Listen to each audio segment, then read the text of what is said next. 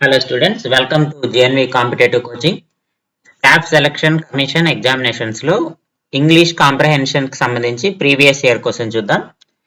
Identify the appropriate antonym అంటే opposite word of the underlined word. So ఇక్కడ underlined word ఇచ్చాడు. So మనకి underlined word ఏంటి? Unsure. So unsure కి మనము యాంటనిమ్ ఫైండ్ అవుట్ చేయాలి. అన్ష్యూర్ కి యాంటనిమ్ వర్డ్ ఏమవుతుంది? ష్యూర్ అవుతుంది కదా. అన్ష్యూర్ కి యాంటనిమ్ వర్డ్ ష్యూర్ అవుతుంది. కాబట్టి ఇక్కడ ఇచ్చిన 4 ఆప్షన్స్ లో మనకి ఈ ష్యూర్ అనే పదానికి రిలేటెడ్ గా ఉండేటువంటి సినోనిమ్ ఫైండ్ అవుట్ చేయాలి. ఇప్పుడు అన్ష్యూర్ అన్నా కూడా డౌట్ఫుల్ అన్నా ఒకటే కదా, కాబట్టి ఇది సినోనిమ్ అవుతుంది.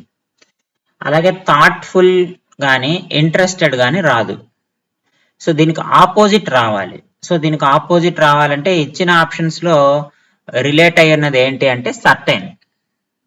సర్టైన్ అంటే జరుగుతుందా అనేటువంటి, సర్టైన్ అంటే జరగచ్చు అనేటువంటిది. అన్ష్యూర్ కదా, ష్యూర్ అంటే జరుగుతుంది అనేటువంటి విషయంలో మనం వాడతాం. కాబట్టి ఇక్కడ ఆప్షన్ సి సర్టైన్ అనేది మనకి కరెక్ట్ ఆన్సర్. ఎందుకంటే I had his suggestion but I am quite unsure about the risks involved in it. అందులో ఉండేటువంటి రిస్క్స్ గురించి నాకు పెద్దగా తెలీదు అని అంటున్నాడు.